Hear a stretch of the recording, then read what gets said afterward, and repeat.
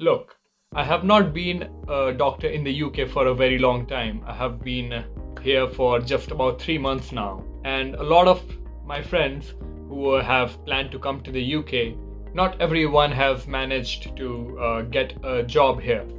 So there is always the question that is there in all of our minds. What happens when people do not get a job in the UK? The competition is high, and there are a couple of other worries that everyone has.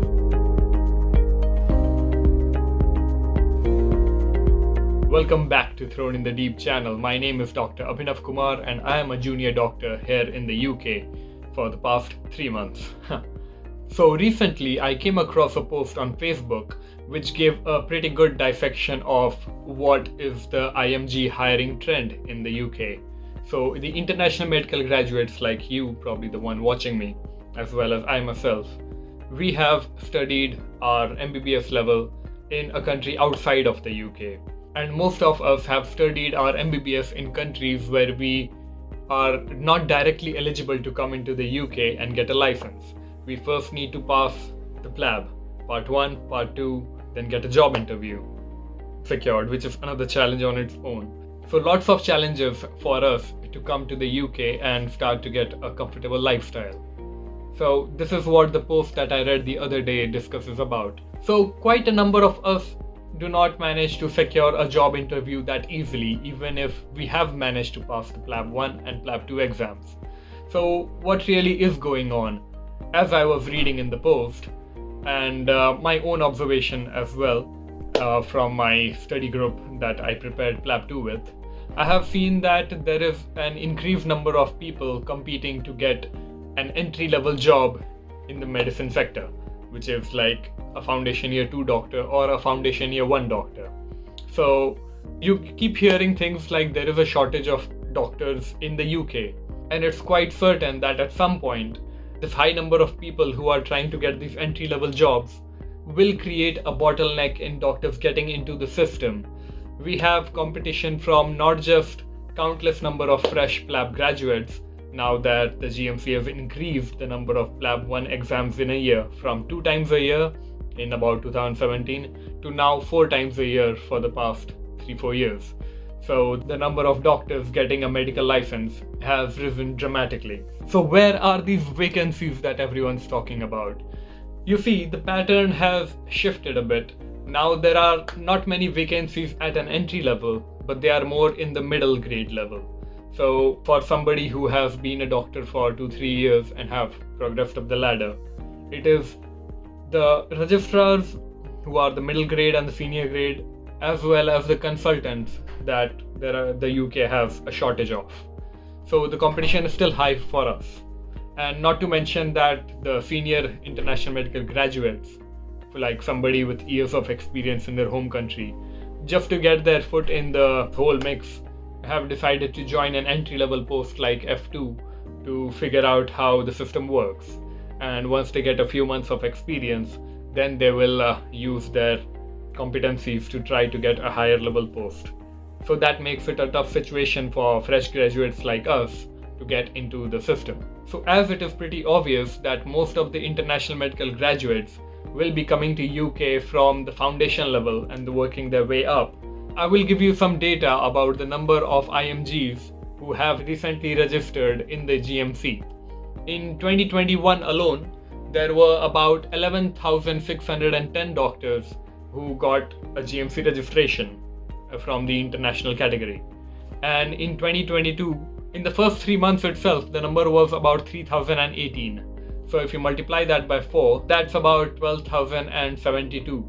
So you can see in 2021, it was 11,000 something. In 2022, there's 12,000 something.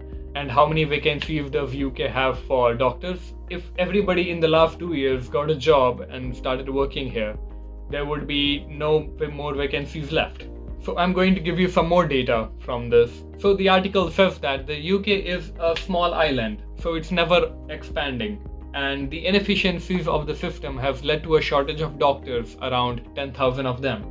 And the system is shrewd, and at some point it will cap the IMG admissions into the system. Why will that happen? Because it has happened before. Earlier on, if you look at the graph on the screen, you will see that there is a sharp spike and a gradual decline. What happened? The visa rules changed to facilitate more graduates from the United Kingdom to enter the system rather than somebody who have studied their primary medical degree abroad. The assumption put forward by the article is that there are around 2,500 SHO vacancies, which means lab doctors, then around 4,500 registrar vacancies, which means you need to have a membership exam done, and about 3,000 consultant vacancies. And how does this come about? This is because of two reasons. Number one, there is an increase in demand. As given in the article, there was a time when around 12 consultants and 2 night doctors were required to run an A&D. But now the situation is such that there needs to be around 28 consultants and 6 night doctors to run that same A&D. And even the example that I can give you is there were about 600 patients at max in a day in the accident and emergency at one point of time, but now that number has gone up to 900. So more number of patients means there needs to be more number of doctors to serve those patients. A second reason given by the article as to why there is a shortage of doctors is that a lot of doctors are not dropping out of the foundation level. They are going on to do foundation year 2, foundation year 3, 4, 5, just going at it, instead of deciding to work their way up because of maybe personal reasons, financial reasons, maybe they want to do some other things in life, maybe they're just here for permanent residence and a passport. You never really know. So a number of doctors are now working as SHOs for a longer period of time. So this is creating a saturation of doctors in the lower levels and leaving the higher level vacant for people to get in, but it's not that easy for people to directly join in as registrars. So you can see where the crunch is happening. There is about 10,000 vacancies for doctors, but in just 2021 and 2022 alone, about 23,000 international medical graduates will be trying to get into the system. So what are the best ways to make sure that you are ahead of the curve? Quite a few of my friends have taken up foundation year 1 jobs, which is equal to someone who has not done an internship in their home country. So yeah, you can do that as well. Another option is to get your CREST form signed in your home country so that you can apply for a training job in the UK right away. But there are a couple of risks to doing that. It's because once you enter the system at a rank higher than an SHO, you will have a lot more responsibility on your shoulders. So people have given a different take on matters like these. The optimistic IMG has said that because of the growing pressures on the NHS, the vacancies will be there in the coming future. But you also got to remember that the competition will also be there in the coming future. So my advice to you is that if you do plan on sticking on the UK route, which I think you should, and if you believe in yourself, you should as well, it's that don't give up. There is always room for the more competitive individuals to get into the system.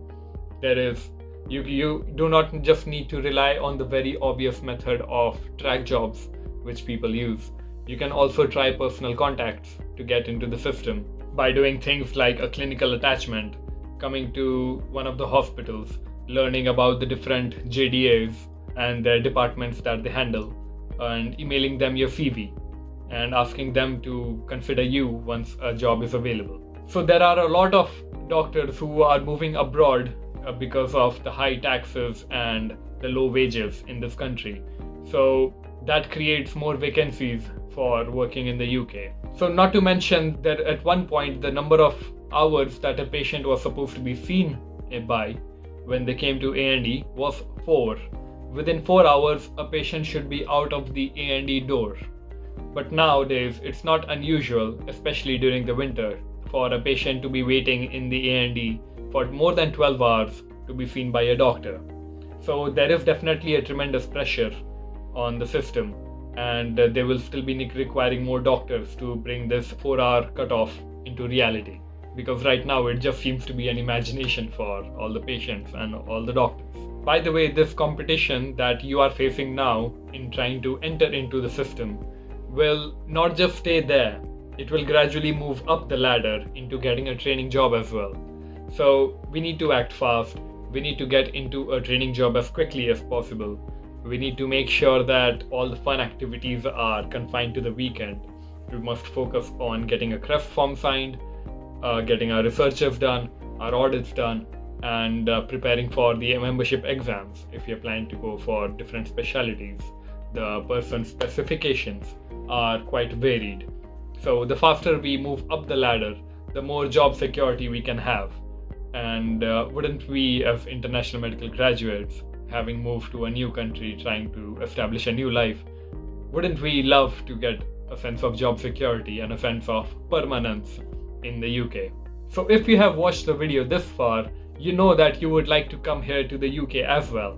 So what I would suggest is you could watch this next video to learn even further how you can better your chances of coming to the UK and establishing a new life for yourself and your family. And nothing will ever be the same again. I'll see you in the next one.